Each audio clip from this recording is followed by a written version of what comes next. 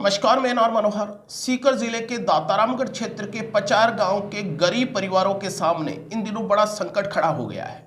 1990 में इन गरीब दलित परिवारों के लिए एक अंबेडकर कॉलोनी बसाई गई थी। कॉलोनी में गरीब लोग अपना मकान बनाकर रहने लगे, लेकिन हाल ही में इन परिवारों को एक कानूनी नोटिस मिला है और नोटिस में बताया गया है कि कॉलोनी पर अवैध अतिक्रमण हुआ है और इसे जल्द तोड़ा जाएगा। इस बात को लेकर सभी लोग चिंतित हैं।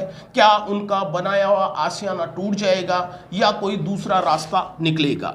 जब हमने 1990 में बनी उस कॉलोनी में जाकर लोगों से मिलना चाहा और लोगों से बात करी तो लोगों ने हमें अपनी पीड़ा बताई। देखिए हमारी खास रिपोर्ट। क्या नाम है आपका?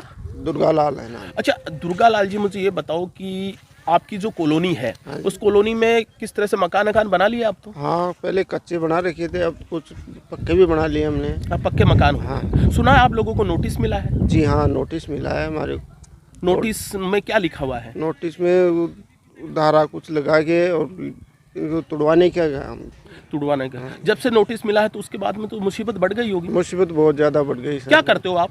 मजदूरी करते हैं। मजदूरी? मतलब दिहाड़ी मजदूरी करते हो? मजदूरी करते तो हैं। अगर मकान टूट जाता है जो बनाया है तो उस पर तो बहुत तकलीफ होगी। तकलीफ होगी, हमारे से दोबारा बनने का है नहीं अभी। अगर आपको सरकार सुन रही है तो उनको कुछ कहना चाहते हो?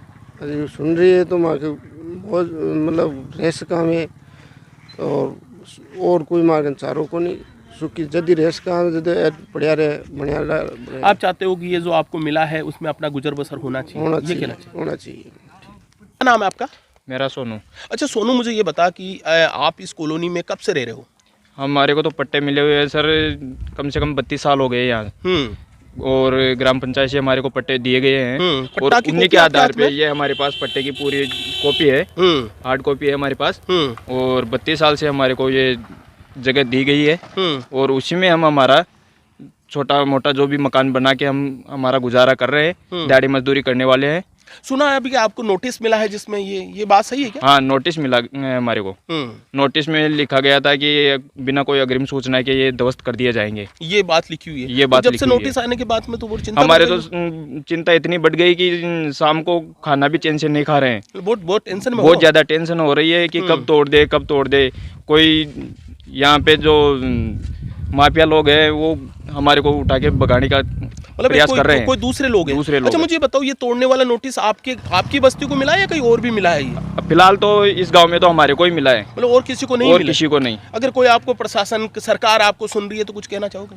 हमारी तो ये दरख्वास्त है सरकार से, जहाँ हमारे पास ना और कोई ज़मीन है, जो सरकार की ये दी हुई है हम वहीं रह रहे हैं और सरकार से गुजारिश है कि हमारे को यहाँ पे निश्चित किया जाए। क्या नाम है आपका? सुरेश कुमार है जी। अच्छा सुरेश, मैं देख रहा हूँ कि बड़ी बाहर मजदूरी करके आप लोगों ने अपने एक मकान भी बनाया था। बिल्कुल। तो ये मकान बनाने के बाद में कोई नोटिस मिला है? नोटिस मिला है 7 तारीख का। तो 7 तारीख को हम गए भी थे रामगढ़, लेकिन कोई सुनवाई नहीं हुई। सुनवाई नहीं हुई? हाँ। अच्छा ये नोटिस किस बाबत मिला है? कब से आप रह रहे हो यहाँ पर? हमको 1990-91 से ही रह रहे हैं। पहले कच्चे मकान थे, अभी थोड़ा पक्का बनाया है। पहले कच्चे मकानों में रहते थे, फिर अभी थोड़ा पक्का मकान बना के रहने लगे हैं, मजदूरी करके थोड़ा पैसा कमा के हैं। तो अभी तो पता नहीं क्या करेंगे क्या नहीं करेंगे। माफिया लोग हैं तो ये नोटिस वोटिस डर लगता है कि ये इनके पीछे कोई है क्या? कोई गिरोह है क्या इनके पीछे? अभी ये तो पक्का मालूम नहीं है कौन है कौन नहीं है। लेकिन नहीं, मुझे ये बताओ कि गांव में किसी और को भी नोटिस दिया है या आपकी कॉलोनी को दिया? हमारी कॉलोनी, ये डॉक्टर अंबेडकर कॉलोनी वाले को दिया है? बिल्कुल, और किसी को नहीं दिया। कोई नहीं दिया है। हाँ। अच्छा ये आपको क्या लगता है कि जैसे अभी तो यहाँ पर तो मैं देख रहा हूँ कि कोई सड़क वगैरह भी नहीं बनी हुई है। हाँ। तो पानी की व्यवस्था है क्या यहाँ पर? पानी की व्यवस्था नहीं है सब।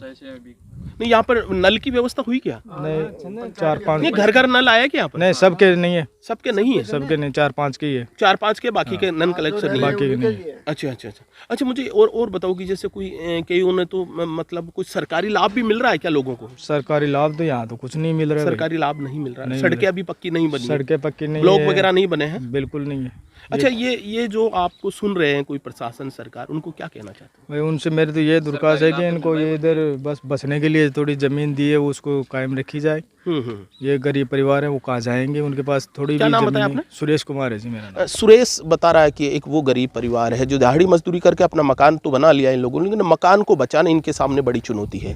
क्योंकि जिस तरीके से इन लोगों ने सोचा था कि ये इनके लिए ठीक है, जिस कच्ची बस्ती से या जो जिस बस्ती से निकल कर इन्होंने यहाँ सरकार ने इनको ज़मीन दी थी, लेकिन अचानक जब नोटिस आने के बाद में इन लोगों की टेंशन बढ़ गई है, और टेंशन बढ़ना भी लाजमी है क्योंकि मेहनत, अपने जीवन की जमा पूंजी को सारा इन लोगों ने मकान बनाने में खर्च कर दिया, और अगर ये मकान अब टूटते हैं तो इनके लिए बहुत बड़ी मुसीबत आ जाएगी। इसलिए सरकार है, प्रशासन है, इस बारे में गंभीरता से सोचे और ये जानने की कोशिश करे कि क्या ये परिवार है, क्या ये कॉलोनी है वास्तव में सरकारी दायरे में जब विकसित होगी, जब इनके हाथों में जब पंचायत का पट्टा है, तो फिर इसके बाद में मुसीबत क्यों। फिर उसके बाद में ये भी एक पैमाना होता है कि जब आप बहुत ही गरीबी से जी रहे हो और जब गरीबों को ही निःशुल्क आवास नहीं मिलेगा, निःशुल्क ज़मीन नहीं मिलेगी, तो फिर दायरे में कौन आएगा। ये भी एक गंभीर सवाल है। अगर जिनके पास में पट्टे नहीं है और वो गरीब है तो उनको भी इस सुविधा का लाभ मिलना चाहिए और साथ ही उनको पट्टे उपलब्ध कराना चाहिए।